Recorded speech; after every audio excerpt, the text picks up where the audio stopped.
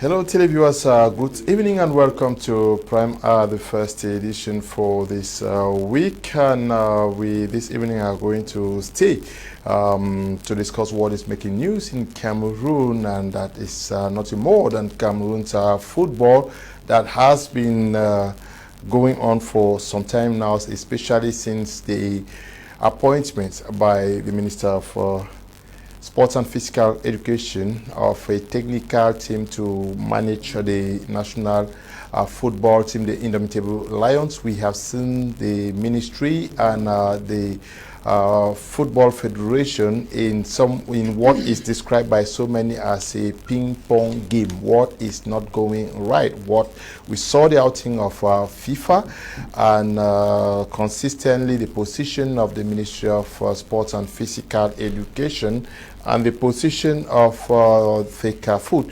Nobody is ready to bow to the other.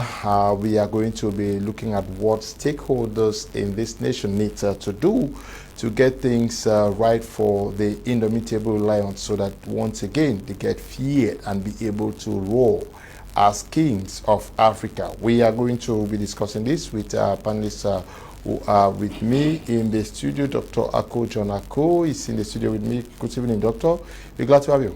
Yeah, Leonard, the pleasure is mine. And again, we are talking Cameroon. So sad that FECAFOOT, the Ministry of Sports, has been one of those issues plaguing the mind and disturbances of social media and other media houses in Cameroon. To what extent this has been, Cameroonians don't know what interest Cameroonians are having to football and how football has become to Cameroonians. Yes, political pundits and those who play politics always believe that most often football should be a tussle. It should be that game that deviates people's mind to the real issues of the state.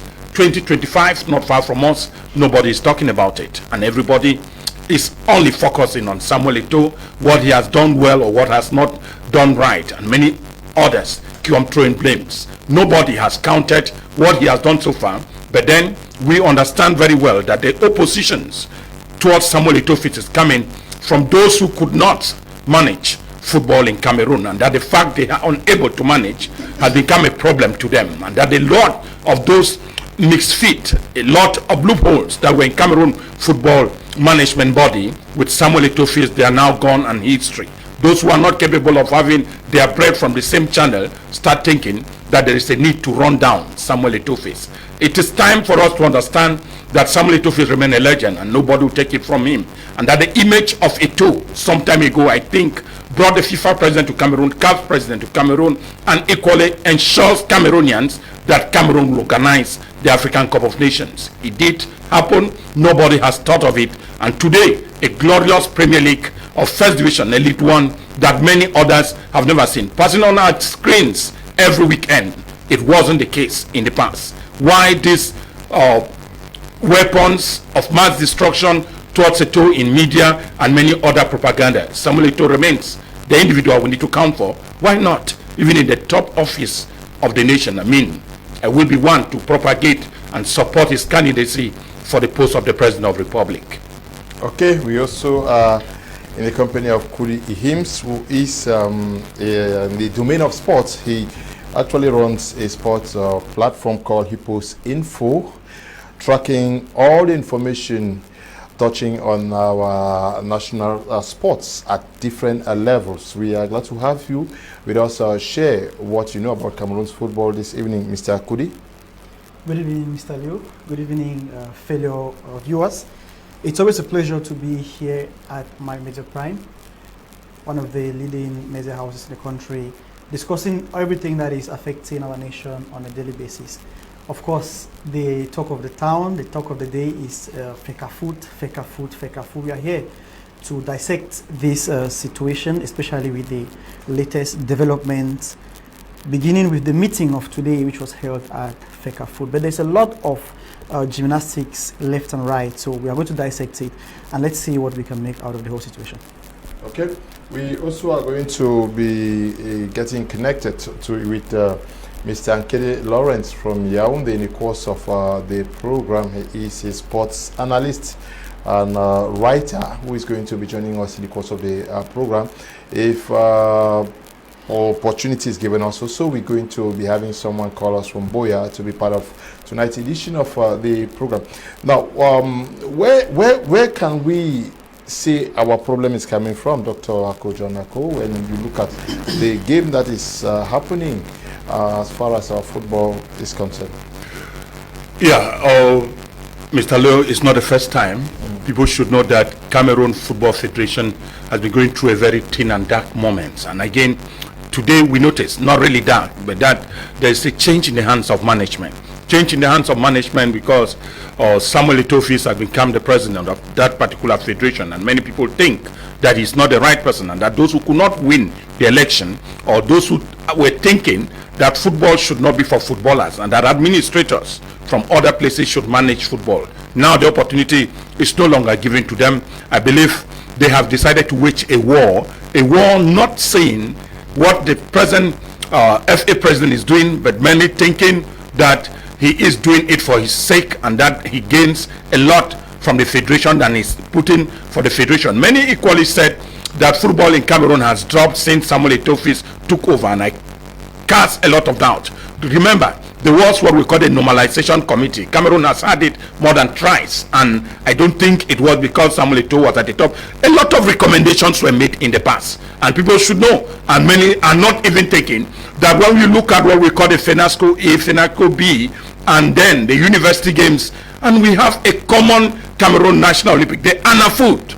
And again, when we get to the Elite One Championship, we realize that a lot in terms of formulation and even manning those particular competitions were made to identify talent. And we are equally thinking that somewhere the problems plaguing football in Cameroon are not different from the problems plaguing the Cameroonian nation as a whole. 42 years of His Excellency Paul Biya in power, a lot has gone wrong, and one of those areas simply presenting it is the Cameroon Football Federation, which we are thinking that yes, with it all, a lot is going on the pipeline, a lot is being worked on. Today we have a league where players can boast of salaries that are steady, and equally other subventions and sponsorship of many others. Today we have a problem of identification of talent. Others even had an issue of tribalism, hatred that has been in football, and we ask if this started with Samuel Eto'o or it was there before. But somewhere we are thinking that in the atmosphere of struggle, Cameroonian football has always been a field where many things that they can talk about it, even when none has skills in that particular domain. Some people even said that the Cameroonian population, if there are 30 million of them, that 25 million are all football coaches. But nobody knows what is happening in other sporting domain. I'm talking of handball, volleyball, or boxing federation. Nobody talks about them. Why so much interest in football? Yes, people said it is a game that has gotten a lot of pride and image of the nation, but then it doesn't mean that we should equally feel that there are no dark moments. There's a time to work, and Samuel Eto'o has a mandate of 4 years to work, and I will mean everybody that intends to succeed Samuel Eto'o to wait until that mandate. And if you continue to make your propaganda, then present your agenda to Cameroonians like he did in an election. So I don't think, to me, that there is a problem. There is a misunderstanding between the federation and the Minister of Sports, and then we have the laws. And as I used to say, that we must learn to respect the laws. And if you cannot respect laws in another domain, don't invoke it to happen in another area, because presently it doesn't favor you. The Ministry of Sports exists as a matter of law, and the federation exists as a matter of law. If we want things to get right, where the law states there must be consultation between the Minister of Sports and federation, we should make sure that such consultation takes place, and that ruling a nation, nobody is stronger than the laws. Then the institutions are created by laws, which means that everywhere the laws first before institution will represent itself. We should respect the laws and respect the institutions. You cannot fail to respect laws, and you want that your institution, since you take high instruction, there is no article in Cameroonian law that states that the president shall rule by high instruction. It's not an article of the law, and I don't see where human image becomes or takes the place of law. Law is not a respecter of human being. We are told in England that nobody is above the crown is not even above the law, which means that even the Queen or the King of England cannot overpass a British law. That is what should exist. Cameroonians need to learn that Samuel Eto'o came as a matter of right.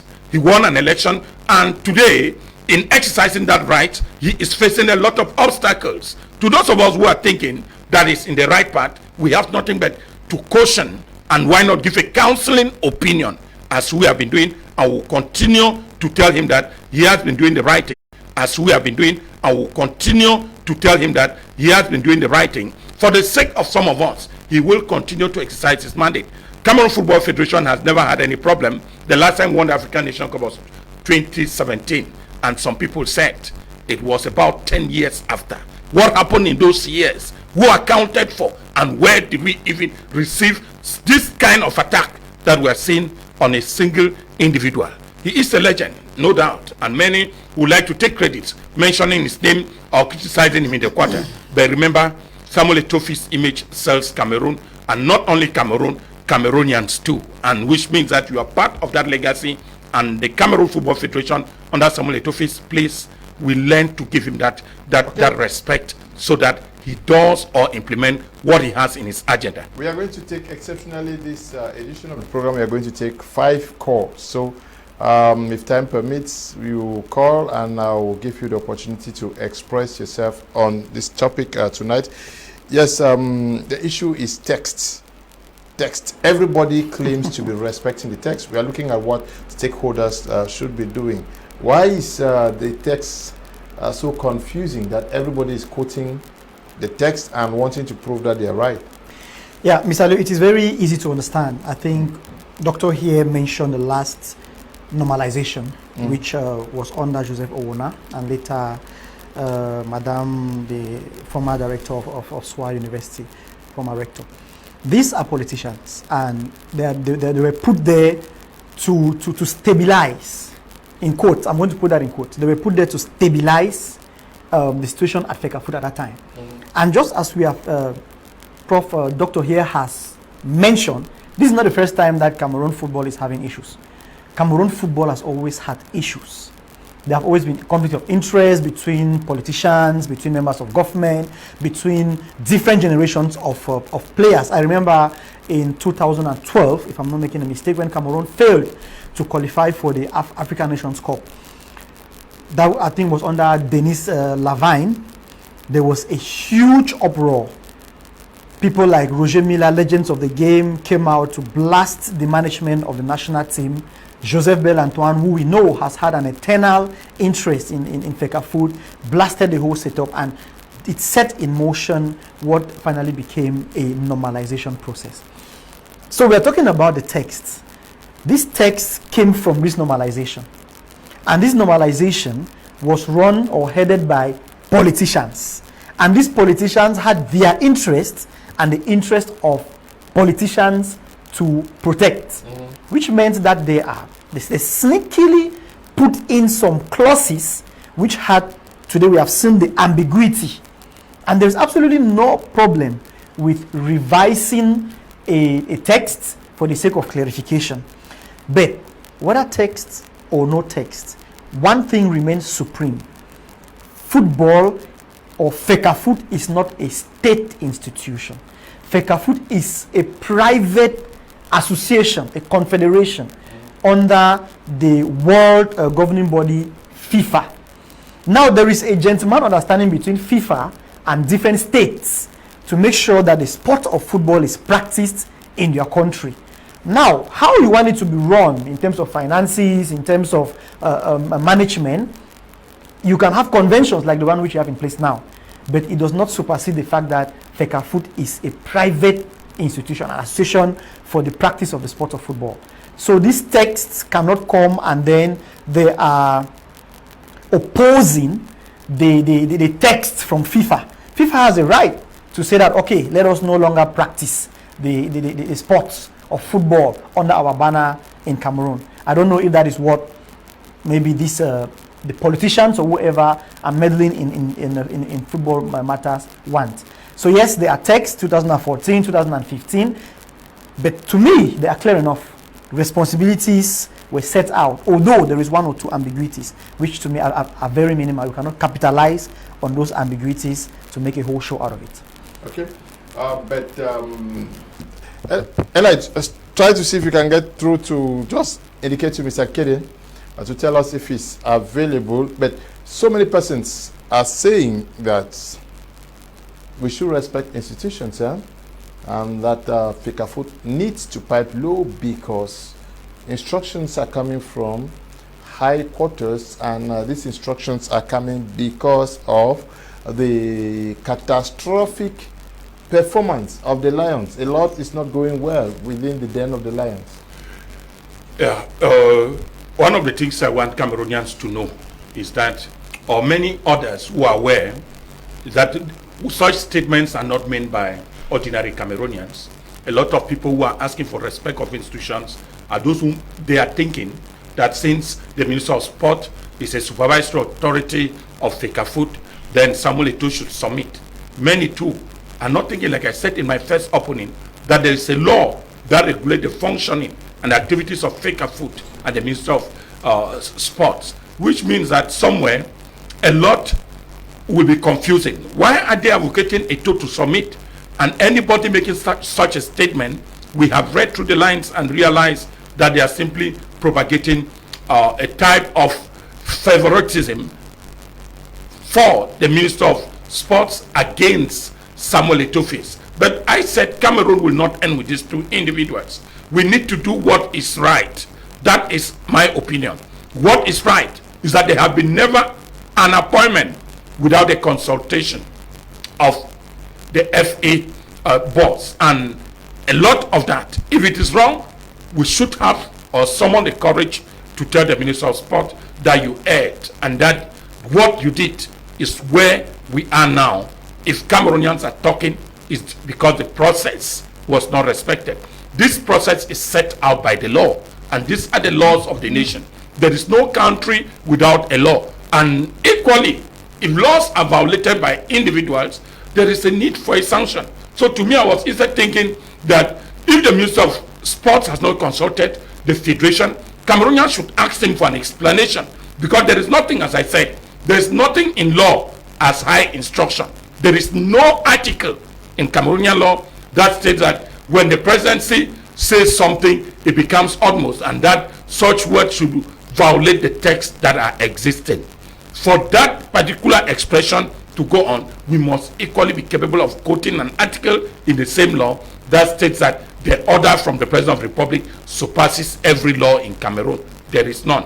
If the Minister of Sport did consulted the Federation on the appointment of the new management, we would have been here today. And if we are talking about it, it's because we equally had somebody on the other side at the Federation that is saying there is a need for a new dawn, and that things should not be done in the old manner. And if we are not doing it in the old manner, we must do them rightly.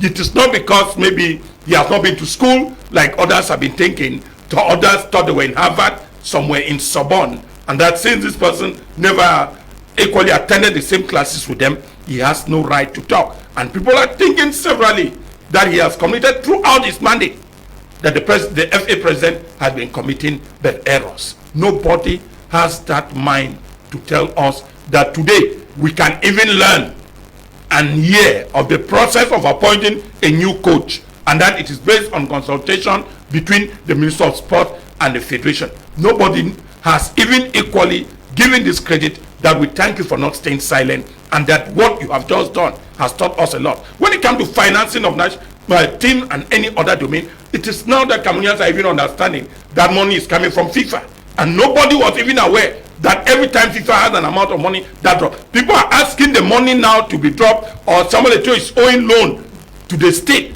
And thank God some people had time this week to give us companies that are owing the state and that are highly indebted, and that Fecafoot does not even feature among. So why are we insisting on a small loan taken by Fecafoot to manage the affairs of this nation?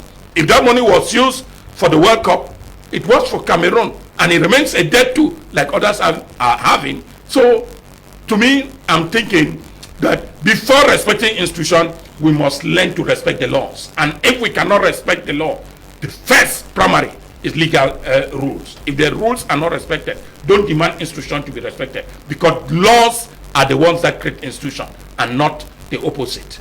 Okay, if you have a contribution to make through, just call us and I will give you an opportunity to also share in this program. But my question stands here.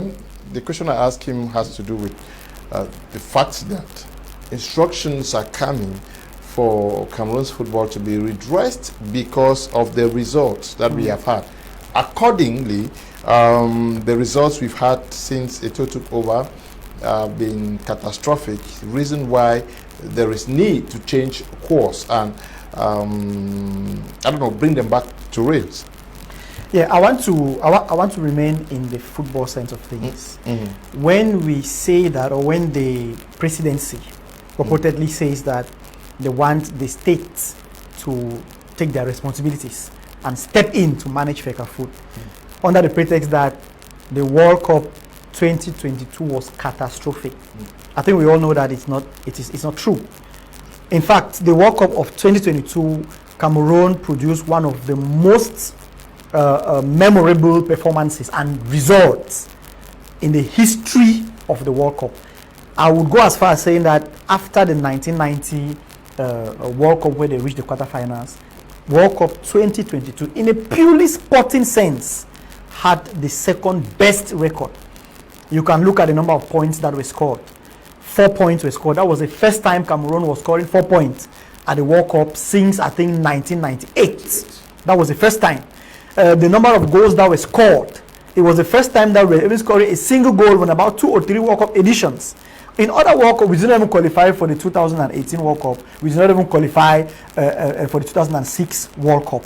We won one of the greatest football nations. In football, bragging rights, they matter a lot. And to get into history as the only African team and one of the very few teams that have beaten the great Brazil in a World Cup game. So how do you say it was catastrophic? I want to think that in a sporting sense that is totally false. It's a false claim. And maybe, of course, we can talk about the squabbles that happened at the World Cup, but in a perfectly sporting sense, in my books, the World Cup 2022 was a great success. And if we want to talk about the squabbles, in 2014, we saw players go as far as fighting amongst themselves on the pitch. We saw Alexander Song, who elbowed a Croatian player Mandzukic. So, if they say the World Cup 2022 was catastrophic, I would say it is a totally false narrative. So to me, there is nothing of substance in that particular direction, except, as we are all guessing, there might be some ulterior motives as to why the government or state wants to get into. But we did not also perform well during this AFCON. Maybe the AFCON also was not the best. The AFCON was not the best, yes. It wasn't the best. It wasn't the worst. But it wasn't the worst as well. We have had worse AFCONs. We have gone to AFCONs of recent memory, I think 2015. We were eliminated in the group stages. And Cameroon had a better player pool. Of course, it was not the best. Cameroon should be a team that goes to win trophies, to win African Nations Cups especially, but it was not the worst. So, what is the urgency suddenly that Cameroon football has to be an emergency situation that the government has to take over? We know of, okay, let us remain in sports. We know of the Olembe situation.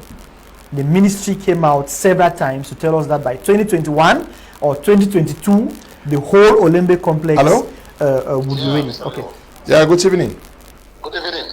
Yeah, your name and where you are calling from and your contribution. I'm Tabe Tranba. Yeah. I just want to talk about the last World Cup that we participated. Yeah. To me, I thought that we could have done better if the management team of the team and Fecafoot itself could have handled the misunderstanding between the management and the players. It is true that we performed, well, they would have done better if they could have handled what happened between Onana and the other teammates against the coach and the CAF president. So how would you also explain the fact that we've gone for 3 World Cups and coming back without a point? That is true. That is true. But you must understand that Cameroon football has evolved. After the 2017 Nation Cup that we won, if you look at the team, you will discover that we have evolved. And we feel that in this World Cup that we last participated, we would have at least even went to second round. Why not even perform like Morocco? We have what it takes. We have the players. Well, the issue is that management of Foot and the management team of the management of the team itself should try to be tolerant and then to accommodate players and with their excesses. You know, sometimes we used to say players like they are like prostitutes. That sometimes they can go astray. You only need to pamper them to have your objective being met. Okay, where are you calling from? I'm calling from Limbe. Okay, thank you very much. Yes, you were developing and you were going to learn. Yeah, I was going to learn to say that the narrative that the World Cup in 2022 was catastrophic. I think I agree with the last caller to say that there was the opportunity to do better than leave the group phase with 4 points. The opportunity was there, and we didn't take it. But by no stretch of the imagination was the World Cup 2022 a catastrophic one. It wasn't. It was actually an honorable participation. And just to tell you, I use this word intentionally. The minister, when we're talking about some of the clauses that were included in the new managers or the new head coach contract, one of the clauses was that the minister should oversee, the head coach should oversee an honorable participation at the African Nations Cup. How do you define an honorable participation? If 4 points at a FIFA World Cup is not honorable, then what is honorable? If winning Brazil, a historic victory, is not honorable, then what is honorable? Maybe a semi-final position like Morocco did. Maybe that is what the minister is talking about. At the World Cup, I think we should be realistic, of course. Like I say, the opportunity was there to do better, but it was by no means a catastrophic World Cup. Not to really cut him short. One of the things we need to know is that the people who qualified, the second person in that same group had 4 points. Yeah, which means that Cameroon was eliminated from a technical perspective. And as I said, winning the Nation Cup in 2017 never guaranteed us a qualification for Russia 2018. Cameroonians have equally just forgotten that in 2018 we watched the World Cup from home and we never even participated. And imagine 6 years after, for us to come 4 years after, produce the result that we made. That's what we are saying. It is not bad in recent times that yes, there was a problem, there was some squabble. The team we had, we should equally know that there were admission that a lot of those players have not been together. A lot of those players have not been together. Winning a FIFA game is not by chance. It is prepared. Many will not tell you equally that when you see Morocco play and we are shouting, that's the same Moroccan team that won the CHAN in Cameroon 2 or 3 years ago. That the guy simply left the CHAN National League and integrated the national team. And we see them playing. Those players have been together for at least 4 years. Time back, if we have to again remind ourselves, the year 2000, 2002, which were one of the glorious years in Cameroon, many should tell you that the winning never came out that year. You can testify with me that the squad that did not play well at the 1998 FIFA World Cup in France were the same guys that stayed together for 6 years. When they appointed Rigobert Song, a lot of Cameroonians were happy. And one of my worries that I asked and I kept on asking, are Cameroonians going to be patient? Yes, with Song? Yes. Are Cameroonians going to be patient? Because for you to win a game, there is a planting time and you wait. You must wait for the growth and the time of harvest.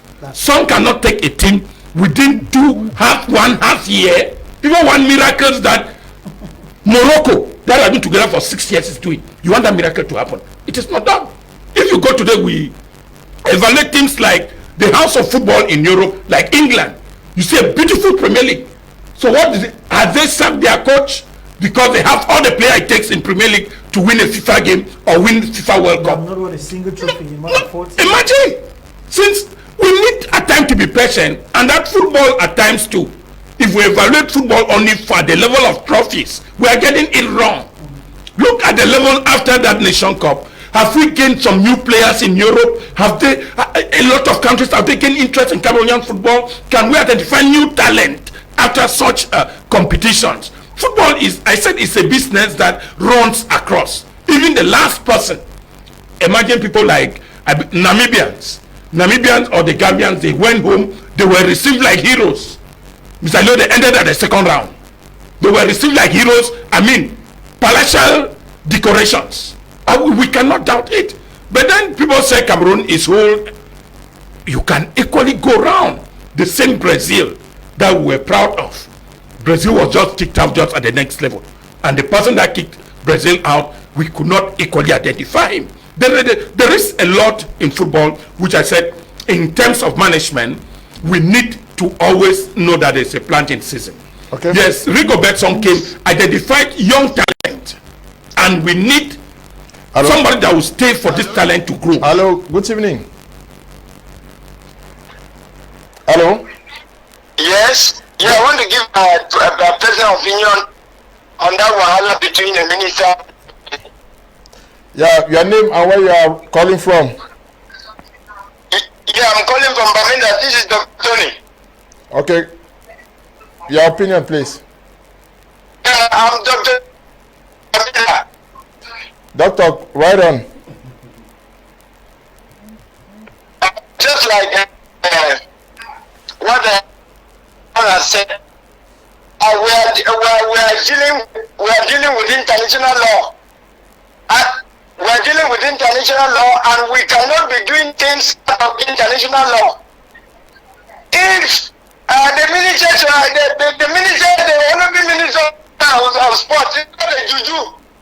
The minister is just a boss for everybody. And if the minister decides to appoint a team there and violate the law, and you know that all of those people that have been appointed by the minister are football technicians and not international regulations of football, between FIFA and the foot.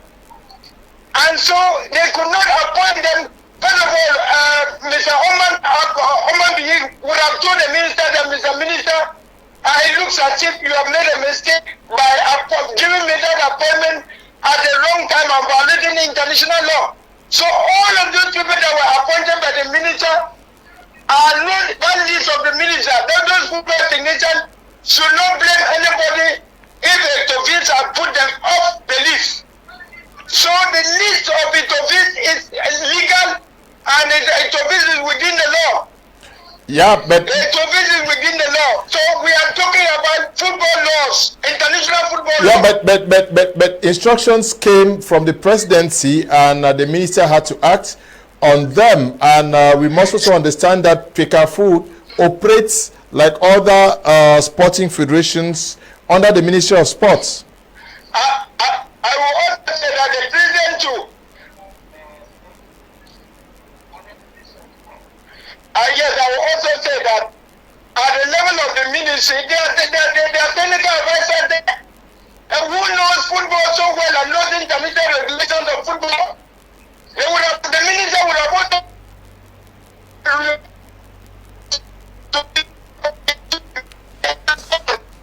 We have issues there with connection. Now, as it stands with the coach, we saw the coach on Friday in the press conference where he made public his list. He was reminded by Food that he did not respect procedure. And today we saw him at the ministry, at Food, and we also have heard an official from the ministry who is telling Cameroonians not to misjudge what happened at the federation this morning, that the list of the minister stands and that the coach has to do his job. Mr. Liu, I'm sorry, but I think Who is struggling to impress with you? Yes, I'm sorry, but I will have to say that from the onset, even long before this saga, I said it somewhere last year, I have the impression that there are certain people in some places that want Eto'o out of the picture by all costs. And the easiest way, or let me not say the easiest way, the only way that they can do it is by, how do I say it? Getting themselves involved in football matters, because they know that FIFA frowns seriously at government intervention in football business. The truth is, the FECAFOOT, which is the Federation of Football, is responsible for giving accreditation to members of the coaching staff, the head coach and the assistant coaches and so on. How then do this gentleman expect us to believe that the minister's list stands? I'm going to ask a very simple question. I think we all saw pictures from different media houses and people who were present at that meeting in FECAFOOT. The account from the pictures and the videos that were gotten from there are different from what the representative of the government is saying, Mr. Tolo. I didn't see him in any of the pictures, but he said he coordinated a meeting in FECAFOOT in the name of the government. I don't know if anyone has seen any pictures or any account from anybody who was present at FECAFOOT to say that indeed Mr. Tolo was there in that meeting. Instead, we have seen roundtable discussions between the director of the technical director of football and the new coaching bench. We have seen pictures and videos where the Secretary General Blaise Juna is discussing with the coach. It was a very brief meeting, but it was indicated in that invitation that it's going to be a prise de contact, that is a first contact meeting. I don't think it was supposed to make 1 hour, 1 week before we know that it was a serious meeting. And immediately after that, what happened? We saw an official list, which is different from the previous list, carrying the sponsors, the logos of the sponsors and the main partners of the Indomitable Lions. And immediately after that meeting, the Secretary General released a communique saying that they are going to accept the list by the coach, but they will make sure that the procedure is followed stringently, such that if there is any irregularities and any player who does not respect maybe the call-up, there will be replacements. So I don't see how it is possible that let us call it the minister's list is going to be maintained. One last point, Mr. Liu. The FIFA official website, which is the main communication channel that FIFA does with its fans and member associations, the day that FECAFOOT made their own appointment, few hours later, they posted the new technical bench of the Indomitable Lions of Cameroon. And at the helm was Mark Bryce with his assistants. Then we had Ntungu Pile, David Pagu, and Idris Carlos Kamene, and all the other guys who were appointed by the Federation. So, on which grounds is the representative of the Prime Minister or of the Minister saying that the guys that were appointed by the Minister are maintained? I think that it is totally unfounded. Okay, I'll take some messages. FECAFOOT is a state institution affiliated to FIFA. That is why the state pays the salary of the coach. Kings is writing from Bamenda. Yes, but it is the state that is paying the coach. So, to some extent, the state has good reasons to see into it that the money that they are putting in and other things are well managed. Yeah, that's what we talk of guardian authority. They talk of a guardian authority under the state, but then, like we have said, it is an institution that was created by international law. If you get clearly, FIFA is an international organization like any other, and to some extent protects the mandate of its personnel. Yes, the Cameroon government pays those workers. Likewise, we pay members of diplomatic missions abroad. But then, you cannot arrest a foreign diplomat once accredited to that country, like you will like to do with your ordinary citizen, which means somewhere FIFA had that protection over those managing football, the same, like I said, any other international organization. And the procedure to take or name or appoint are equally laid down by the laws. And somewhere, what people too will not tell us is that the communique from FIFA equally frowns at Fecafoot for not assuming his responsibility, because FIFA is still thinking that the appointment of members of staff of the federation should come from the federation president. It was not supposed to be the other way around, meaning consultation with the minister and then now signed by the president of Fecafoot. Likewise here in Cameroon is that consultation with the federation and then appointed by the minister, which is a contrary, and that's why FIFA is asking that that particular convention of 2015 need to be revised, because a lot of things, you cannot be giving the state supremacy over football when FIFA knows that his institution is an international institution, and like any other international institution, is above national institution. We cannot maneuver over it like we do with other national institutions.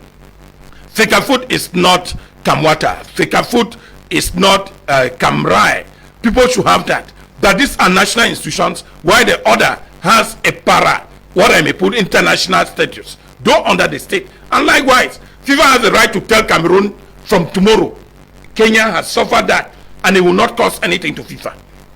Nigerians suffer that since you want to manage a football, I am removing Cameroon, suspending them from FIFA games. It will boil down to us that there was a manipulation of the management, and that is the greatest instrument FIFA is doing when state try to interfere with the activities of the organization. The procedures are clear, and we just need to learn them. You can pay. There is no organization within a nation where the state doesn't oversee. Otherwise, one is above the other or one is beneath, including embassies of nations in Cameroon, whom we know that are regulated by international law, but they must still submit to national laws. When a state international organization becomes a center of terrorist planning or meetings against state interests, just the government of the nation has the right to call them off. But that does not mean that such an institution belongs to the state, even when you don't pay their salaries. Yet the payment of salary is just part of the gentleman agreement,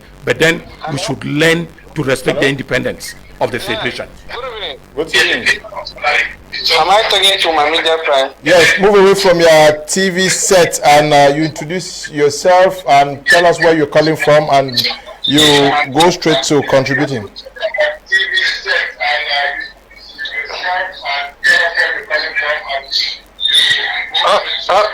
Okay, Mr. Leo, good evening. Good evening, sir. Yeah, I equally greet Mr. Dr. John Akuako. Thank you. Yeah, I equally greet Mr. Dr. John Akuako, rather. You are welcome, you are welcome, you are welcome. Thank you. Yeah, I am Njingu Nicholas, calling from Douala. Okay. Yeah, my stake here, we are talking about the stakeholders, that is Fecafoot and the government, right? Yes. And I just do believe that Fecafoot is an organ of the government, equally like a human resource to the government, that they have to recruit and the government endorse it. Not the government, not the other way around, that the government recruits and then show it to the Fecafoot. So the Fecafoot should go on. That is the list that was proposed by Ito, or that has been shown by Ito, should be endorsed by the minister. We don't need to be looking or fight for powers here. My plea is that the ministers too should equally understand with Ito that Ito has been in this field for quite a long time. I know what to do best for the nation. The coach too, Mr. Brice, or what we call, I don't really know his name, Brice from Belgium, is very, very excited being the coach of Cameroon. I don't know why. Hadn't he came in and then discovered that Cameroonian Fecafoot or the Fecafoot has a problem, he should have just stayed aside and then tell the minister to solve the problem with the Fecafoot before he comes in. But he's certainly doing things here and there. I don't know what it should be done. That should be the best step for him to do that type of things. So that is my pledge for this evening. Thank you. Okay, thank you very much. But the coach is not part of what is happening. The coach is just a victim here. Yeah, not really a victim, Mr. Leonard, if you get sincerely that he was convoked on Friday to be at the Federation headquarters. That is officially where he was supposed to produce the list for those who have been selected. He chose a different location. He was at the Amaju Ayejo Stadium press hall. Which is not usual. Yeah, but the coach, I'm sure he had not gone through what the text says. He was received by some officials, and now he is working according to these guys. There are two ways to look at it, Mr. Liu. Okay. There are two ways to look at it. First and foremost, I want to make the correction. I think the previous caller, or the one before, said that Fecafoot is a state institution. Fecafoot is not a state institution. Let me put it simply. Fecafoot is like the Catholic Church with the headquarters in Rome. Good. So, if there are certain interests which are shared between the church and the government, then the government might say, all right, since there are so many citizens involved in this activity, we would like to put an eye or maybe contribute our own, because, so that is exactly what happened. Since the government, the state knows that Cameroonians love football so much, such that it affects the life of virtually every citizen, it's a very important activity that is practiced in Cameroon. There are other federations. There is volleyball federation. They have the same status like Fecafoot. They are not government institutions. They are affiliated to the international organizations that oversee these associations or organizations. But the state puts pumps in. The reason I was coming to that. Okay. The reason why the state comes in first, like I said, is because they see the importance and the high interest and effects that football has on Cameroonians. So the state comes in because the federation is not able to auto-finance its activities. Like any if you go to the French Football Federation, the FFF, to the English Football Federation, the FA, they don't think that the state may be as a partner, but they do not finance major financial transactions with the federation, so they are autonomous both administratively and financially. But in Cameroon, we are in a developing country. We understand that football is not well developed, and we don't yet have the amount of money that is needed. Hello. Yeah, hello. Yeah, good evening. Okay. Is? It's talking from Boya. Okay, Mr. Ita, your contribution. Yeah, I want to greet Mr. Leo and the panelists on ground. Okay. Thank you. What we are talking about is Mark Brace. He's a very good coach from my own point of view. And I would highly welcome him in Cameroon to handle the team. His work is doing a great job. But we should not forget about one thing, that the Minister of Sport is overstepping his boundaries with the federation. The federation is the one responsible for Mark Brace's presence in Cameroon, not the Minister of Sport. If he is continuing to do what he is doing, I'm afraid that might suspend Cameroon from international competition. So, whatever the Minister of Sport is doing, he should know what he's doing. He should stop it and let Fecafoot, and should let the Federation of Cameroon should take charge of this. Thank you so much. Thank you, sir. We have just been joined by Mr. Lawrence Akede, who is a sports analyst and writer, coming in from Youndé. Good evening. Glad to have you once again.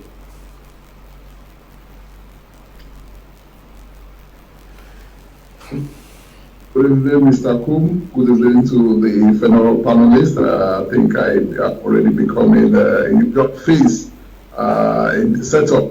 It's a pleasure to be here once more. Yeah, Mr. Lawrence, you watched what played out in Youndé today. Mark Brace was received at the Federation. The Federation put out a communique or a note to tell the world what transpired today, but we also have information of the official from the Ministry of of Sports and Physical Education. How do we understand? Because from the communication from both houses, it shows. Can you come again? Okay, I'm asking you to comment on what happened in Yaoundé today. What happened in Yaoundé today? The head coach was received at Fekafoot by the Secretary General, accompanied by his assistant. And from the Ministry of Sports and Physical Education and Fekafoot, we are having different communications. We are having different information. Fekafoot gives the impression that the technical team that was appointed by President Samuel Eto'o stands. The ministry also gives that same impression. How do we understand what is happening? That at to this point, a consensus has not been arrived at.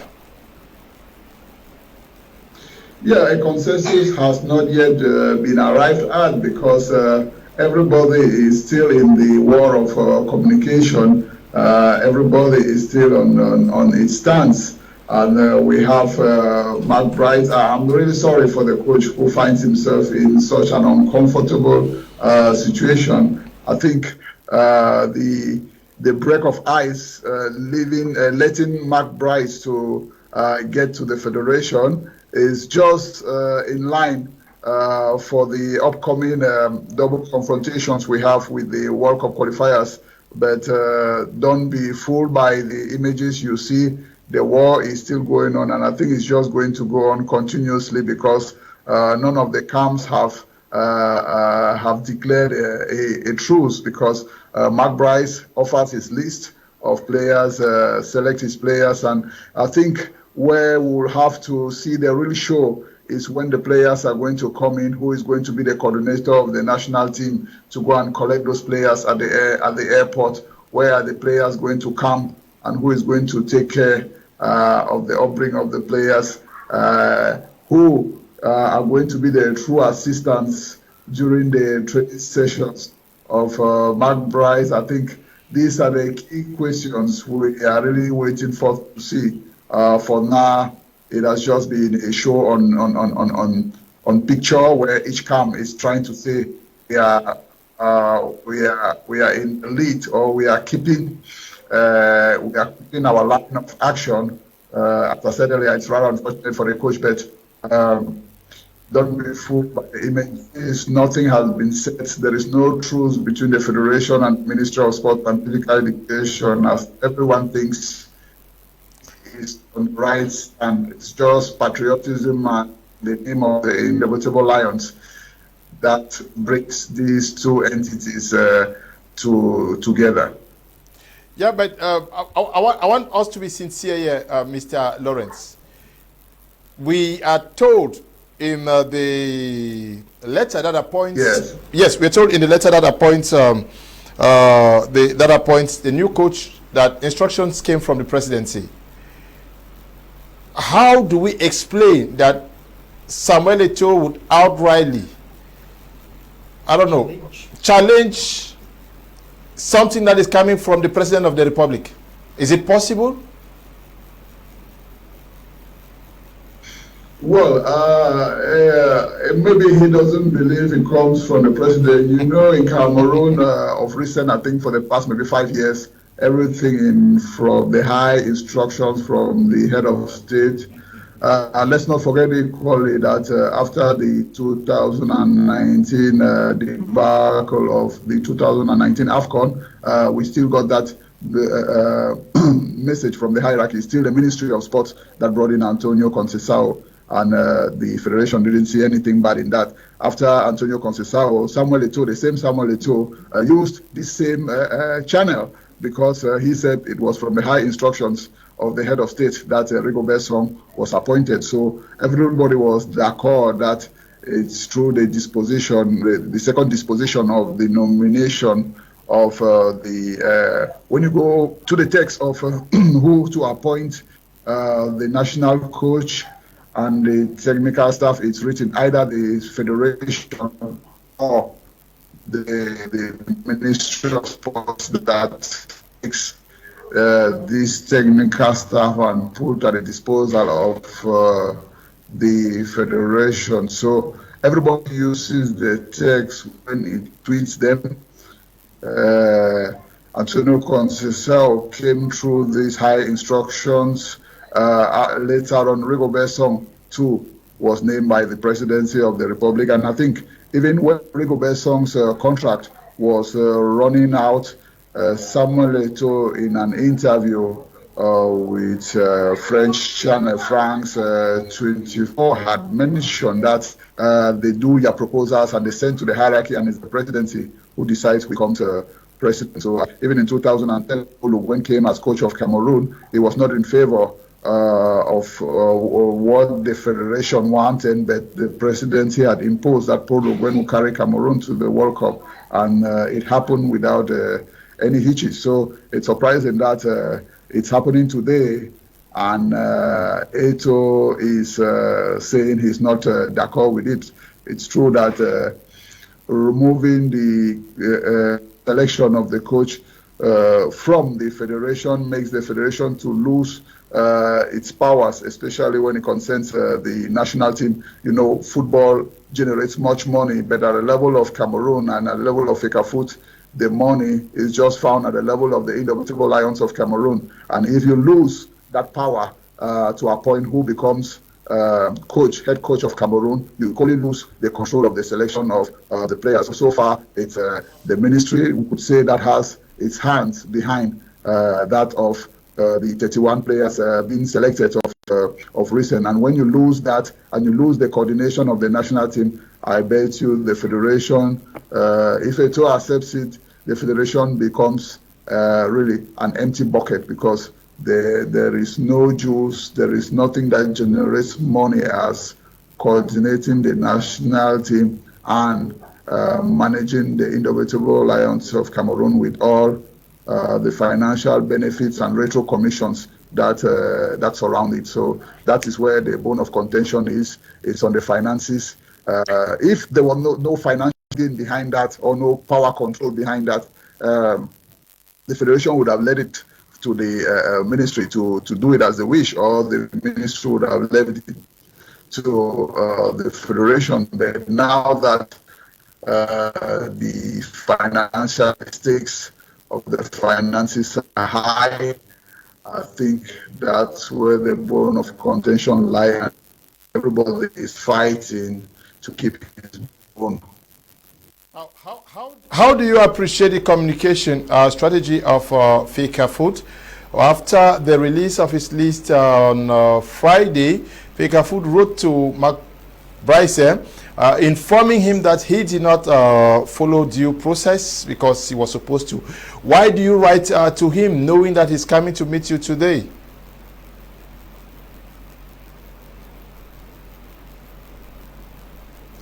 Did you get me, Mr. Lawrence?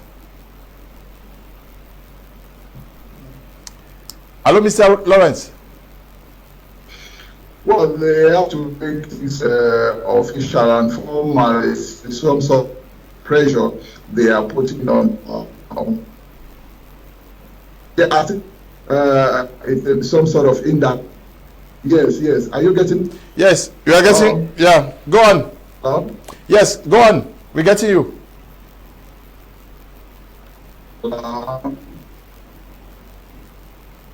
Hello? Yes, Mr. Lawrence, you can go on. Right on. Yeah. Okay.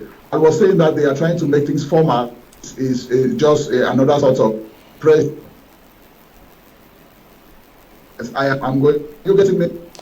Yes. I was saying earlier that what the formal letter written by Fecafoot is some pressure put on the shoulders of the coach who hasn't passed through the normal process, because the process is their coach gets his list, gives it to the federation, and together they render the list public, and that would have been done with the Secretary General of the Federation, because the Secretary General of the Federation is in charge of sending the convocations to the various teams. It's not sitting on television and reading the names of players that the players are invited for national duty. No, the Secretary General of the Federation is the one to dispatch the convocations to the various clubs, to the players through their various clubs. So I think they had to put that in order. But I think the federation wants to show the coach that they still have some sort of power or a small technical control over the coach. Okay, now, Dr. Ako, this is the situation of the coach who is now confused as to who he is going to work with. Is he going to work with the guys appointed by the minister or the guys appointed by the FA president? No, I don't think Mr. Mark Bryce is confused. Okay. Mark Bryce has a 25-year coaching career, so he knows all the ups and downs and coaching. That is why, before the calls came in, I wanted to reiterate that Mark Bryce is not innocent in all of this. Okay. And I want to support the idea of Dr. Ako here, who said, I think an honorable, imagine a coach like Mourinho or even Hervé Renard in this kind of quagmire. What he should have done at the beginning, according to me, he should have simply told the minister. It's true that he came here, that his first contact was with the minister, but once he discovered, he's not blind, he has eyes on social media and so on. He should have simply said, Mr. Minister, thank you for the confidence you have put in me, but please sort out your differences with the federation. And if after sorting it out, you still need me, then I will be there to answer present. But the minister, the coach, has been playing devil's advocate. That is why some people say he's confused. He's not confused. He knows in his country, in Belgium, it's not the minister who appoints the coach. The coach does not answer to the minister. And even though Belgium is ruled as a kingdom, but it is the federation that takes care of football matters. Just to echo what the last interlocutor said, the only reason why the state is involved in anything concerning football is because the federation is not sufficiently wealthy. They don't have the means financially to finance every logistical demand of the national team. So I don't think Mark Bryce is confused. He has just been called to order. That's why I want to put it. Or maybe he came back to his senses and said, no, I'm playing a difficult game. Because I want to point out, the job which Mark Bryce had before the last coaching job, he was paid an approximate value of about 2 million francs per month or thereabout. But today he's being paid above 20 million francs. So this is a big job for him and he doesn't want to lose it. But he should not also use that approach to play devil's advocate, play the innocent and all of that. I think he knows that it is the federation that are his direct bosses. He has to talk directly to the federation, and if the federation has any convention with the minister, that should be left for the men at the helm of these institutions to sort out, not him going to hover around. That is my personal opinion, by the way, but we know without any doubt that football matters are handled by the federation. So Mark Bryce is not confused, he's not a victim, he's not innocent. He just simply needs to do the right thing, which is to follow the instructions and the functioning of the federation, because those are his direct, let me call it, employers. It is true that the state pays some of the salaries, not all of the salaries. Some of the salaries are being paid by the state, but the state is simply pushing. It's only giving a push, it's giving a hand. The state doesn't come to take over the federation, because once again, the federation is not a state institution. FECAFOOT is an organization that is affiliated to FIFA and also affiliated to CAF. The only reason why the state is involved is because FECAFOOT does not have sufficient funds to carry out its activities. Okay, Joseph writing from Ekona says, good evening, sirs. To me, all the fighting of the ministry is simply financial. They are mindless of anything going wrong with the Football Association. The two might have been obstructing them from their usual dealings. Okay, good evening to you, writing from Ekona. Good evening, Mr. Leo. The problem with Cameroon football is that the fans are more serious than the players. Emis Browns Junior is writing from Yaoundé. Hello, Mr. Liu. At this point, I believe that is not more about football. The government is now using this to distract Cameroonians and keep us busy talking football instead of registering on the electoral list. Otherwise, what kind of nonsense ping pong is this?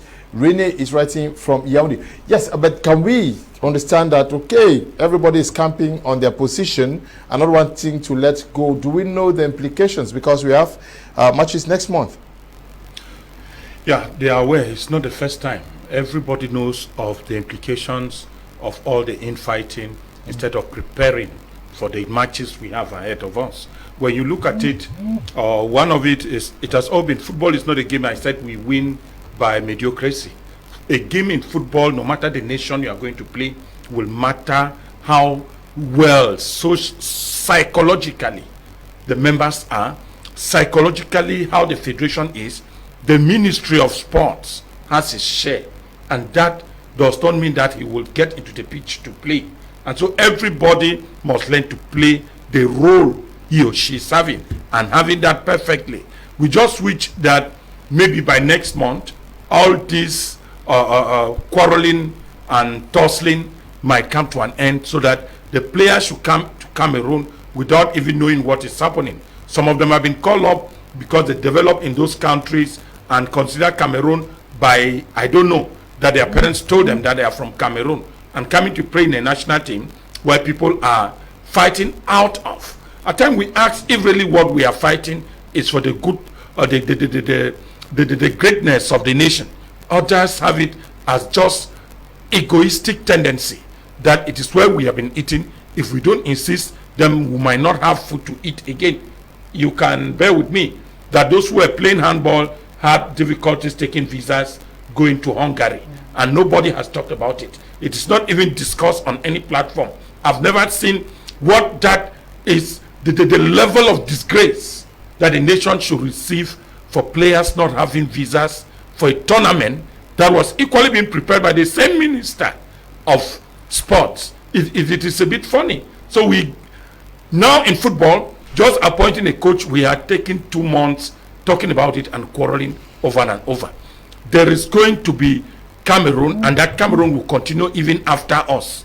So what you always tell people is, the question you ask, what impact did I generate when I was given that opportunity? What did I do? In what way can I give my name as a record? Did I work for Cameroon, or I was working for my personal interests, or I was trying to bring in my friends, nepotism, and encouraging my village people to be more present than the nation Cameroon? If this is not the case, then we need to change our attitude. We need to work for Cameroon. We need to work for the federation. Yes, many will tell you that the person at the federation is the person they don't like. It is for the purpose and the name of the people of Cameroon. That is what the constitution says. Everything in Cameroon is done for the people of Cameroon. It is not whether you hate the person or not, but because of professionalism. Even like those players are coming. If there's just hatred on first side between one player and the other, just know that we start another problem again. And I believe Bright is coming. He's going to equally name his captain. We don't know whether he's going to continue with the same person, and we should already be thinking that maybe the same problems out of the pitch might transfer directly into the players, and it may cause a lot of havoc. There is a need for serenity.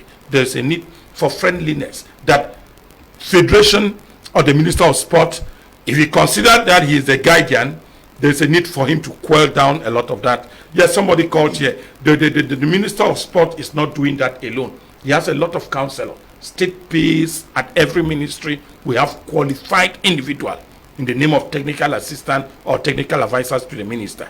There is time for us to cover off this issue and let things go. Yes, the federation, even by the convention states clearly that the minister shall appoint, through consultation, the team coach, but members of the staff shall be appointed by the FA. Yeah, by the federation. If people are not aware, let's just get there quietly and see what it is. Which means that the federation has been very wise. It's not because they took back McBride's name in their decision that makes it legal. It's to recognize that, okay, the person from high instruction is a team coach. We have maintained him, And these are the other individuals that depends on us. And so we have appointed them. And if FIFA has already taken their names, remember those badges that they have during official games, they are not printed in Cameroon. It is FIFA that is giving every code to those personnel he has identified. If it is a list of the federation that is already recorded at FIFA level, in the days ahead before the match against Cape Verde, FIFA personnel authorities will be present. That the one going to officiate. It's a FIFA game. CAF members will be present. They have to verify that everybody sitting on the touchline is that which is he or she is authorized to sit there and recognized by FIFA. So pride at times too. A lot of people want to think that I'm your boss. And I have always been saying that there is a problem when we manage institutions from a bossy perspective, and that the interests of the nation first. And for this to go, everybody need to humble. Everybody need to humble. Yes, we might have committed an error. There is even nothing there. Why not even a private call from the minister to the federation president that really it was an error from our side, and I believe that we can start from somewhere. Let's leave this thing over. And why not? After such a call too, you make an official communique that this morning we had a friendly call with the federation, and that what has passed, and that Cameroon is more than our individual interests. For us, I said football is very dangerous. The moment we continue with this quarreling, it might even affect the players and the performances. Okay, Mr. Lawrence, we know that, like Kudi said earlier on, it is the federation that will have to write for clubs to release their players, and definitely will have to send the list of those to represent the nation when we go for a CAF or FIFA competition. How do we sort these things out? And our failure to, okay, seemingly he's not still there. Yes, how do we sort this thing out to make sure that by June everything is sorted? And if by then things are not sorted out, how do we fix it? Yeah, Mr. What are the consequences? There is one specification I want to make. FECAFOOT has sent out an official communique, official communique with the letterhead and the signature of the Secretary General. And FIFA has endorsed the staff given by FECAFOOT. Now, Mr. Siritolo, the representative of the Ministry of Sports, simply made a social media post. I want to think that he's just animating the gallery. Because if truly there is anything substance to that, we would have been seeing an official communique also coming from the Ministry of Sports. Like Mr. Kudi Lawrence said, it is the days ahead that we are going to confirm, because all of this for now is speculations, but logic tells us that it is the FECAFOOT list that is going to be respected. Except these people simply want by all costs to dissolve the current FECAFOOT executive. So they want to use this as an opportunity for FIFA to come in and ask for normalization. Otherwise, I think that the infighting, the saga, is gradually coming to a logical end. Yeah, coming to a logical end. But in the case where things are not sorted, where we have the players, because Mr. Kede said players are going to be invited for training, and they are going to be received in by Cameroon by the coordinator who receives it. Are we looking forward to the situation? Are we looking forward? Okay, Mr. Lawrence is back. Yeah. My question now to you is that now let us, if things were to stay the way they are, where we have two coordinators, we have two sets of technical team, and we are going for a FIFA or a CAF match. Is that not going to attract sanctions from FIFA? Yeah, obviously it's going to attract sanctions, because we're already asking ourselves the question: who is to receive the players? Is it Benangwa, the coordinator of FECAFOOT, or Benjamin Barlock, the coordinator named by the Ministry of Sports and Physical Education?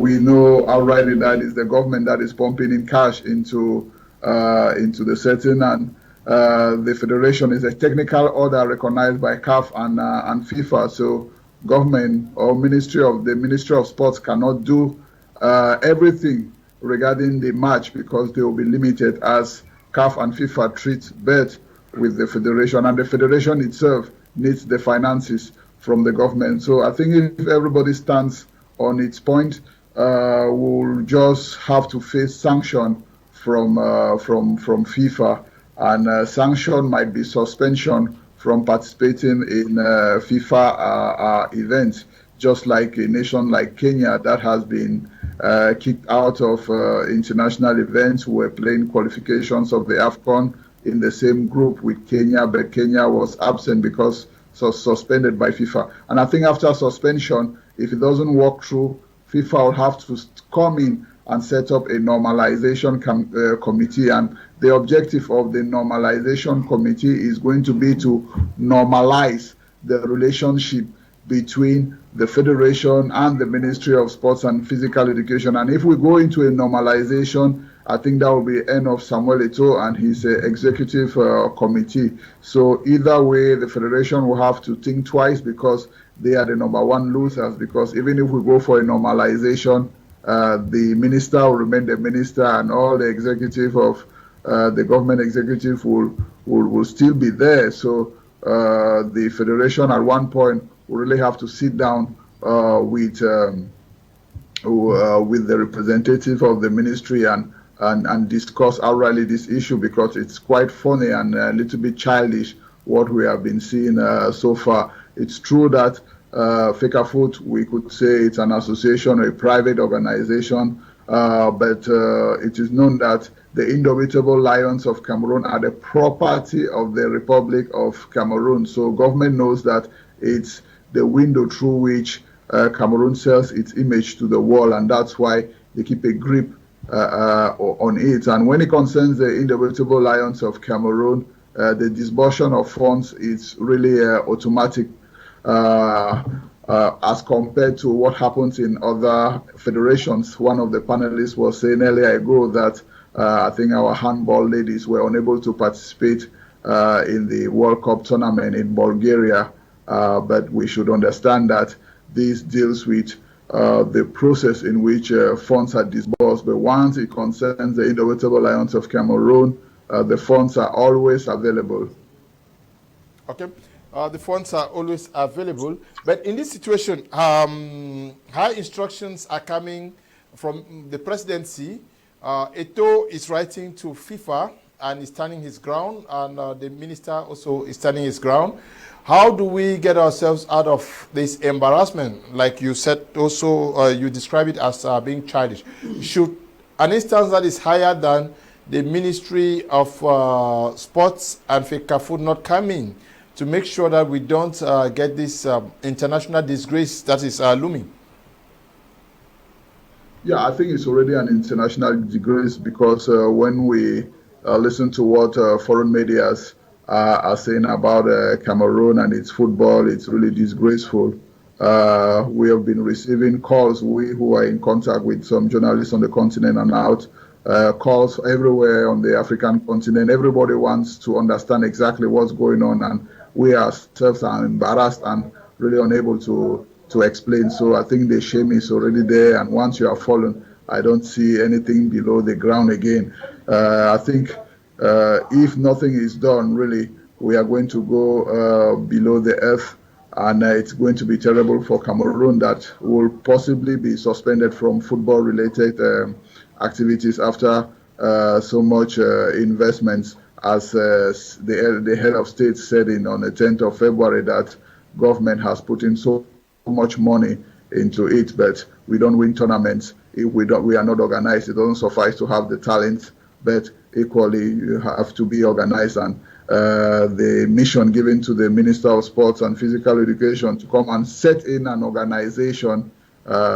an organization at the level of the national team, what he said he's doing, and FECAFOOT is saying that's not what he's supposed to do. So we are all in a big confusion, and the disgrace and the shame is on our shoulders. We still have a few days to or a few weeks to the convocation of the players, how they are going to come in and who is going to pick them at the airport, who is going to spend the monies to transport these players, where are they going to come in, and who is going to technically organize the game, who are going to be the true assistants of McBride on the pitch of play, not what we saw at Fecafoot with the assistants named by the federation first to stand around him and take a picture.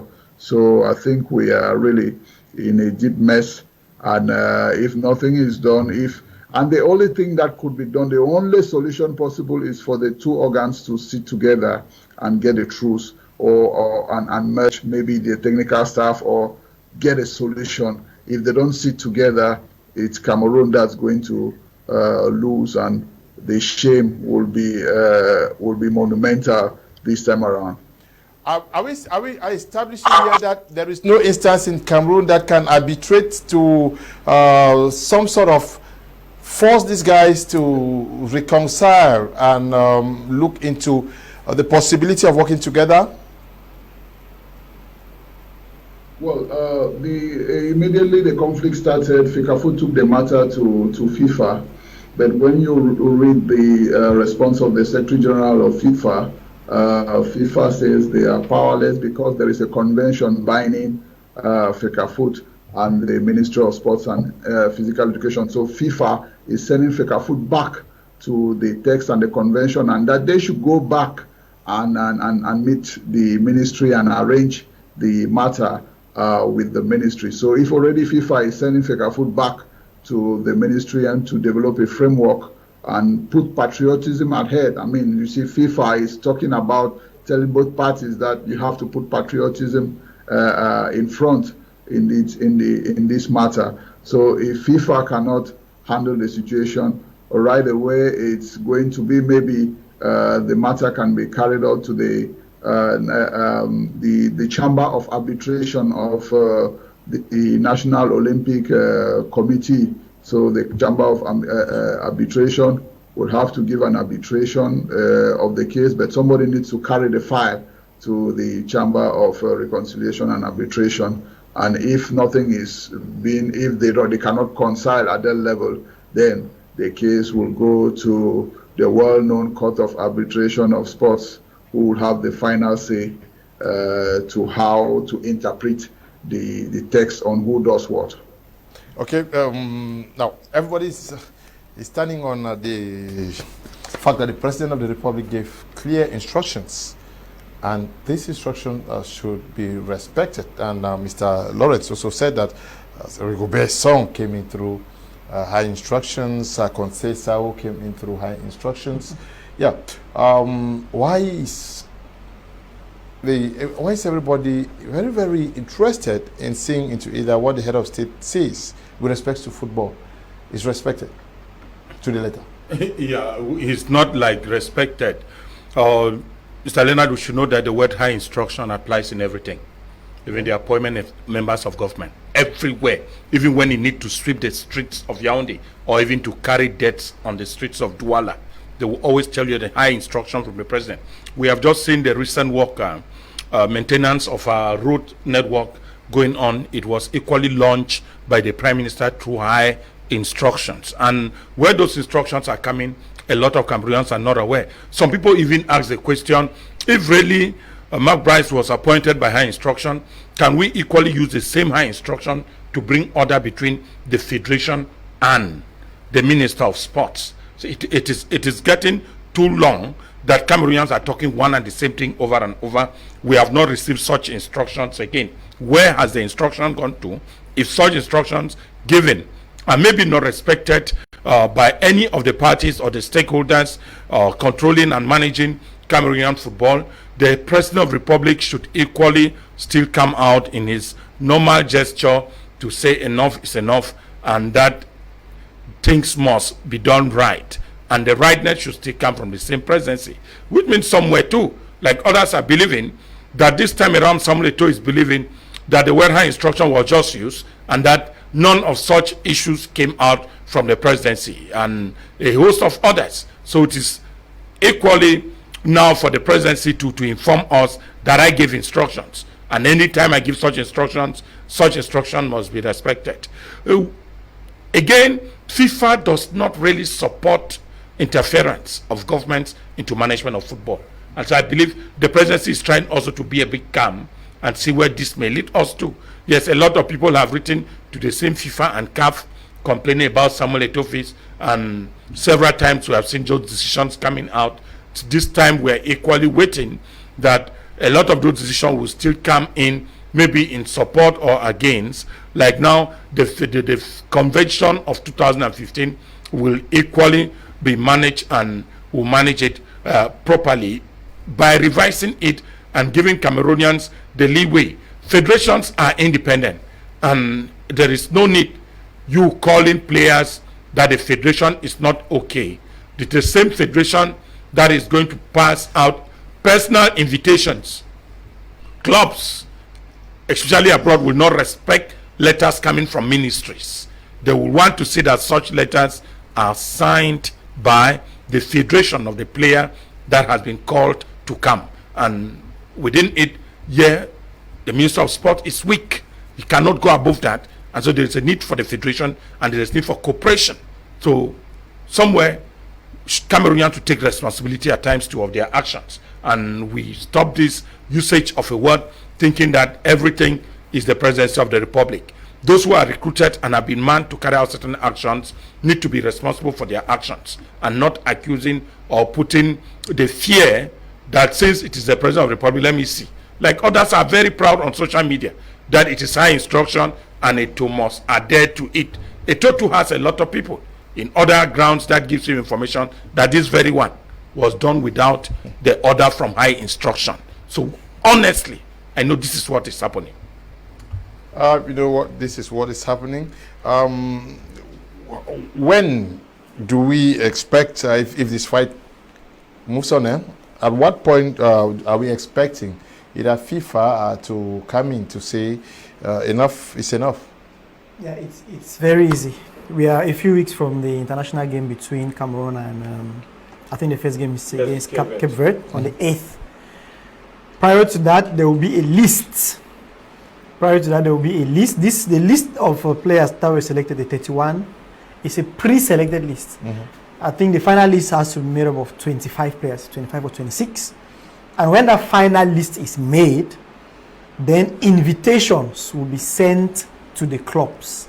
And the clubs receive invitations only exclusively from the federation.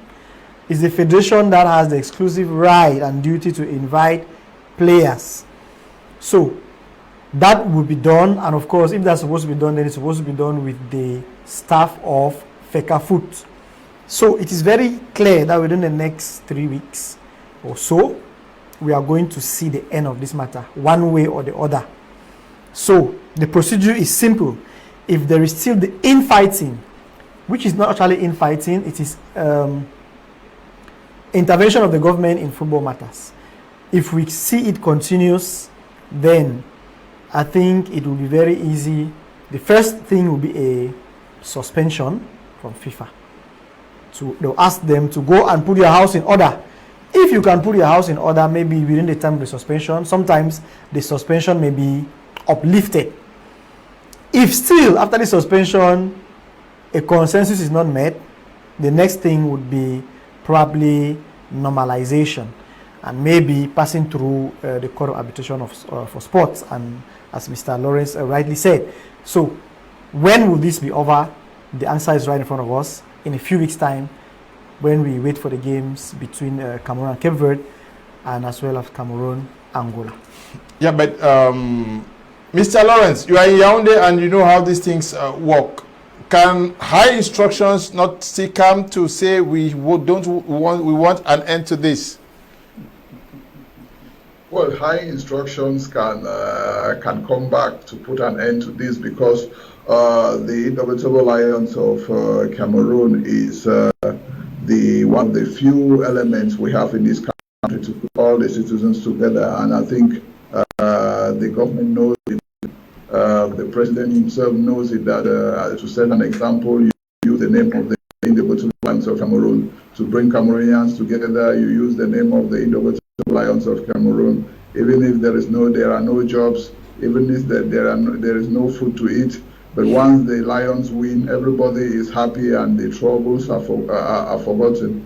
I mean, you can even close the electoral list while we talk about the Lions, and everybody will be focused on the Lions. Once this topic comes up, every other thing it's secondary. I mean, be it the LECAM, be it the stake of the Republic, people would send all those other topics under the carpet, and the government knows that that's why they might come in.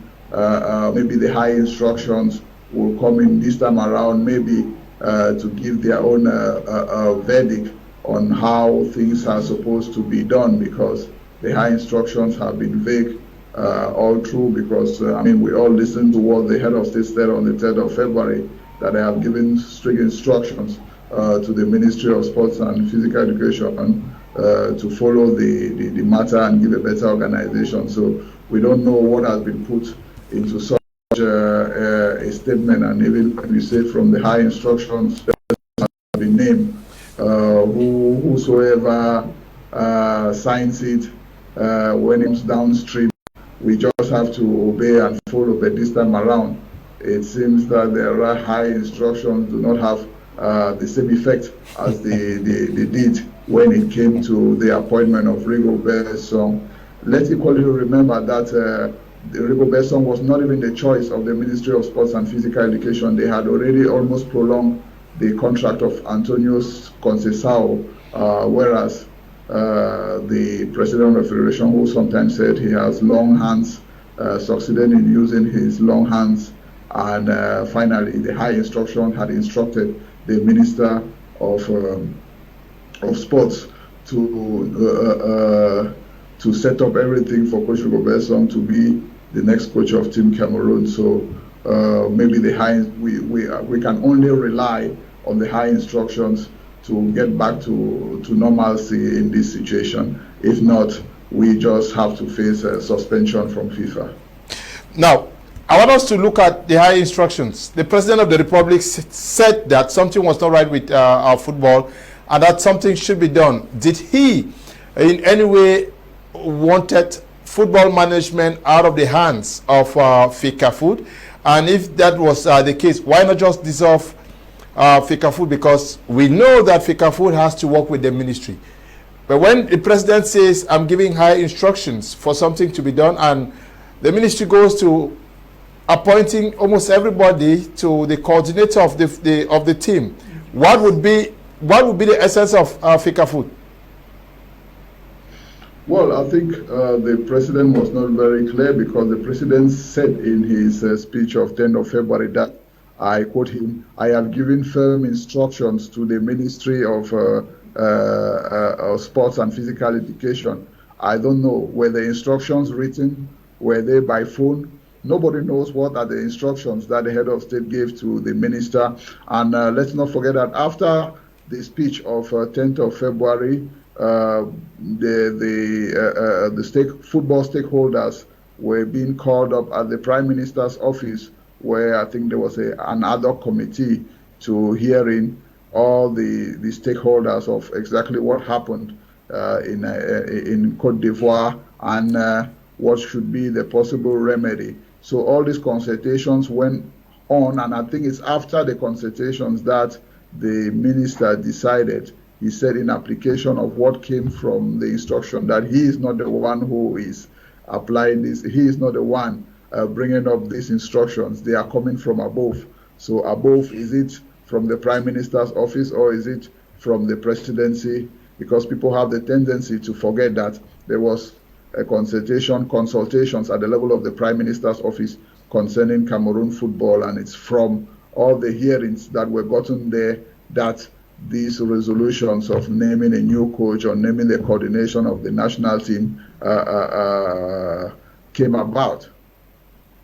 Okay, in this situation, what would be if the president says we want football to be fixed, and the minister goes appointing almost everybody as far as football management is concerned? Yes, is it to say that the presidency does not want Fecafoot to engage in anything in football, because what would be the essence of Fecafoot in this situation? We keep insisting. Fecafoot is not a state institution. It's not even possible. FIFA and every other football organization has their statutes which they respect as to how those in charge of the federation should come about. They come about through either delegation or through universal suffrage, as the case may be, to vote a federation president and all the other people of the federation. And that federation president has a right, after being elected into office, to appoint certain members of the office. Now, in this convention, the 2014 and 15 conventions we are talking about, it is stated clearly the responsibilities of the Minister of Sport, where his influence can reach. And it is clear that the minister is supposed to appoint a coach after consultation with the federation. And it ends at the level of the national team coach and maybe his assistants. Now, when it comes to the coordinator of the national team, the goalkeeper coach, those other staff members, they are totally out of there. Following the convention, the text of the 2015 on understanding. So we already see that there has been a lot of abuse of influence already. And that's why I still think that it is the lists that has been set up by Fecafoot that is going to be maintained. So there is just no way that the president, even if he wishes, let's assume the high instructions cannot go as far as dissolving the executive of the Fecafoot and handing football matters to the minister. That is totally not going to happen, which simply means maybe the president no longer wants football to be played in Cameroon, which I don't think is his wish. The president said he was going to give firm instructions for the reorganization of a better management of football, but like Mr. Lawrence said, it was never specified what were these instructions specifically. But we know that the president, who is a man of law, cannot go against, first of all, the text which he himself endorsed, and then secondly, the text of FIFA, through which the convention between FIFA and the government of Cameroon was also instituted.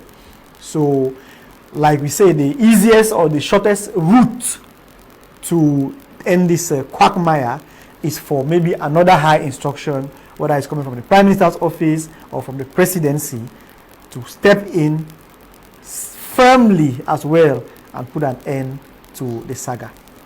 Okay, yes. Fecafoot, in the instance where Fecafoot insists, because he is a sports person. Mr. Lawrence.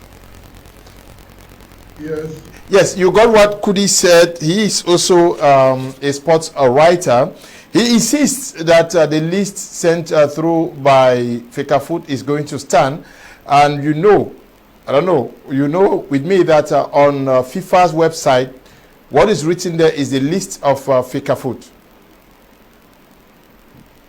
Yes, I think after the appointment done by Fecafoot, the list was sent directly to FIFA. FIFA had to put it directly into its system. So at the level of FIFA, it is the second segment of the technical staff from the federation that is being recognized, because let's equally say that we have the technical staff is divided into two compartments. That's the first is the coach, the main coach and his assistants.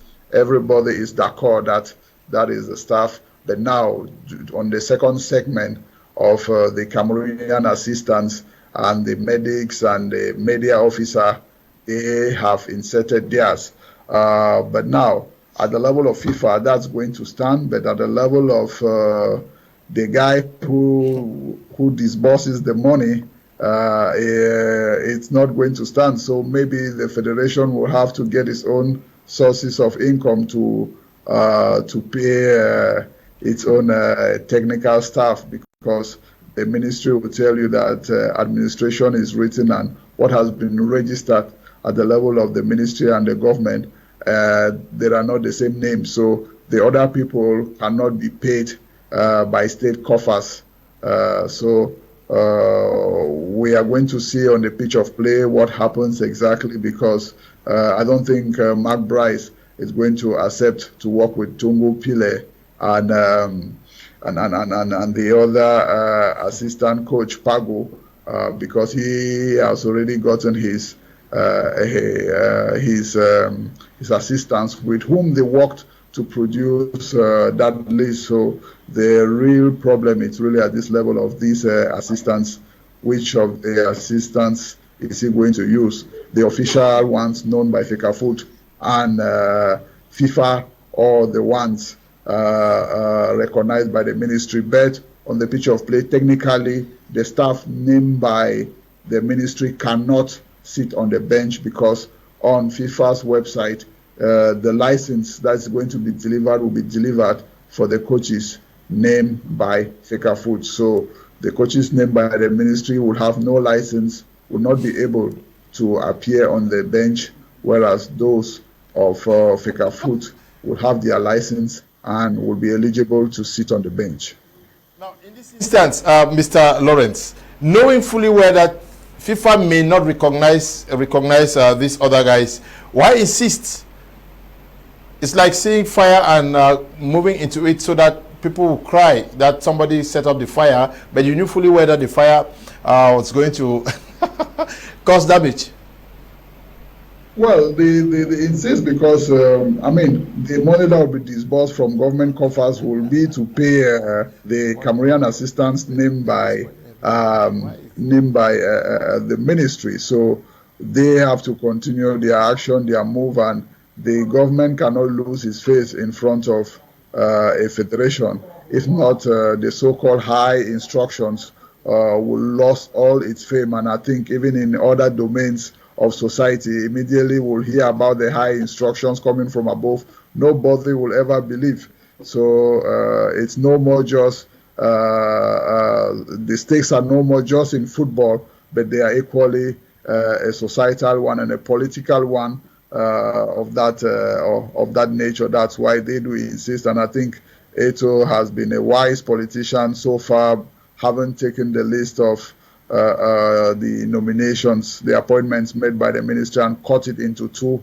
Take the first part, accept the first part, and introduces his on the second part, and it has really set confusion in the minds of the other camp. So we are waiting now. I think the score line in this battle now is 1-1 or 2-2, and we are waiting now. How is the ministry going to react?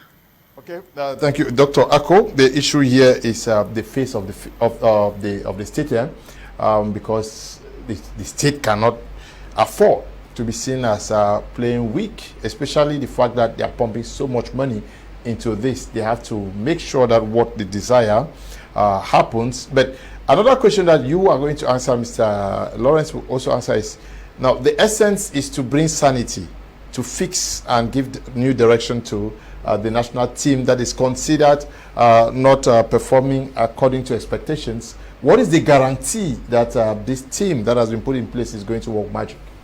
Yeah, Mr. Leonard, for now we don't have a team yet. We are saying that there's a tussle between the Federation and the Minister of Sports. And so we are thinking that somewhere, if there's a need for sanctity and some vigor in activities in football, we need to see honesty. Honesty is that we throw away our personal ego and come out with the name Cameroon in front, and that we have the nation to defend, and only the nation we should defend. What you don't even know up to now is really listening or watching foreign press organs talk about Cameroonian football. It is something very sad. If you are a supporter of football and the image at which the international community is gaining or getting or trying to breathe the others how Cameroon has become, it is sad that we cannot win a game. Others know already that, in fact, one of the popular media organs in the continent said we should not be surprised that Cameroon will be beaten by Cape Verde, not because Cameroonians could not play, but that Cameroonians were not ready to play.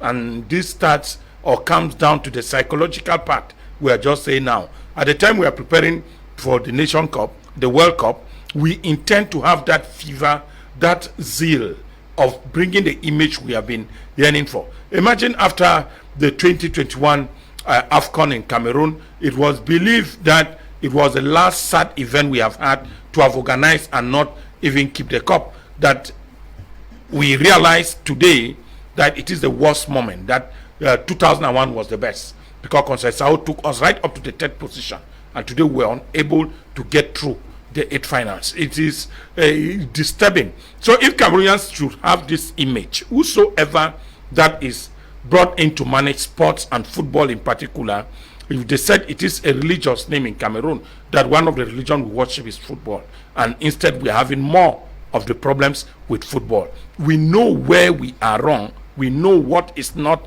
done right. And as I said, pride is one of the greatest. And since people have been thinking that I will tell you that I'm your boss, and at times some of this language, even in church, you find that the priest comes at times to watch the feast of others. Yes, when we look on during the period of Lent, you find priests watching the feast of Christians. It doesn't change or make that priest to take the position of the Christian, which means that in times of crisis, that is what the Pope did between the fighting faction in Sudan.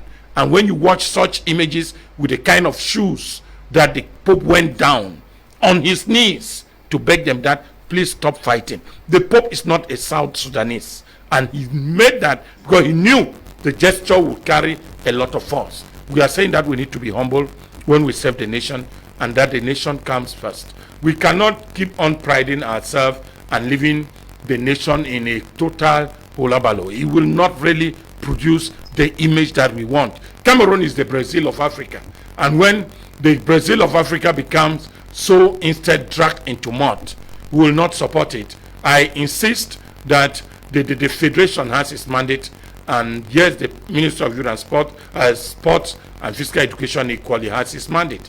But then Cameroon is greater than all those ambitions. There is a need for us to have a reconciliation, and we move forward.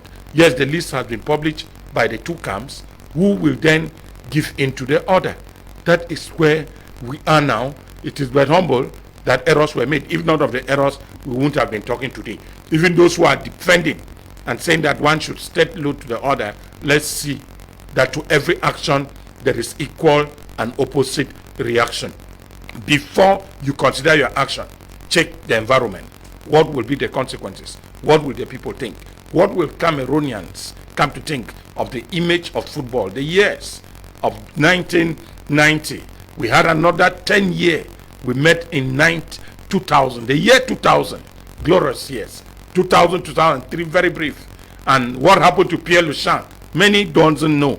Asked that the person who came, won in Nigeria, was no longer the same person that took us to Mali in 2002. And what becomes of the situation right up in 2004, that we were lost, only to resurrect in 2017.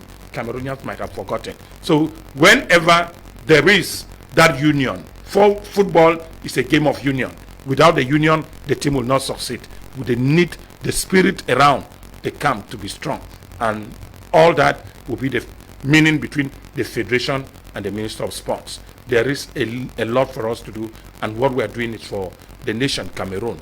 Reconciliation, humility, put away ego, and let's work for what is good. What is good is that the Cameroonians are demanding for a better team. Not just a team, a better team that starts with the psychology of those who manage and run football. Okay, we are going to be ending here. Certainly, your last word. Who should intervene to bring both parties to end hostilities? I think it's simple. What we should be doing is looking at the common interest. I want to say that so far what we have seen is a situation of 2 elephants fighting and the grass are suffering, because in the end it is the football fans that are feeling the pains. So I think we should stop partisanship as far as our football is concerned. It should not be a matter of pro-Eto, anti-Eto, pro-Mwele Kombi and anti-Mwele Kombi. We should talk about our football for the common interest, We have two very pivotal games. We saw the performance of Angola and Cape Verde at the just ended African Nations Cup. Those are not teams that are easy to navigate. So this should be brought down as fast as possible and let the common interest prevail. Just looking at the team that was called up by McBride and his own team, his technical staff, you saw that a lot of players that were left out by the previous coach have been brought back, even though they are aging. We have young guys like Che Malong. We have, I mean, it's true that there were a few young players like Carlos Baleba it remains to be seen whether he will come. But I think that we should be looking forward for the good of the Cameroonian football, not on whether Eto'o wins or on whether the Minister of Sports wins. It should be common interest, because football plays a very, very important role for social cohesion and even for just the happiness of Cameroonians. That should be paramount as we move towards these two pivotal games. Okay, Mr. Lawrence, who has to force both sides? Yes. Who has to force both sides to down their guns? Their fans and supporters? No, I think all this began with the high instructions of 10 of February. So I believe the high instructions are the only one to calm down everything.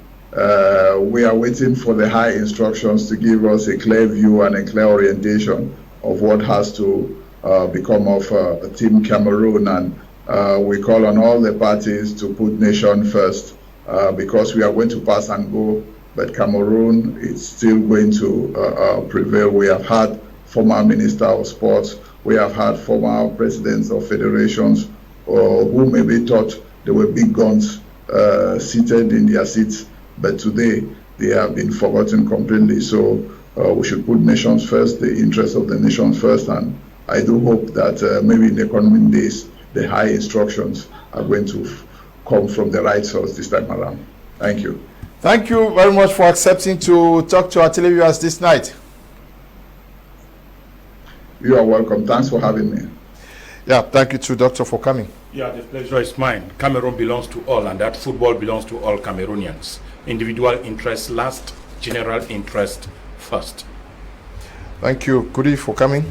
Thank you. It was a great panel. We discussed very important things. I think let's all hope that when we wake up tomorrow, we are not going to see another communique either from the minister or from FECAFOOT. Let this be dead and buried, and let common interest. Mr. Lawrence says we expect high instructions to put an end to what is happening in Cameroon's football, so that we can prepare for the double confrontations against Cape Verde and Angola next month. We want to thank you all who took time off to watch this edition of Prime Hour on My Media Prime TV. Thank you to you, Desmond and Eli, for production. Stay blessed. Bye-bye.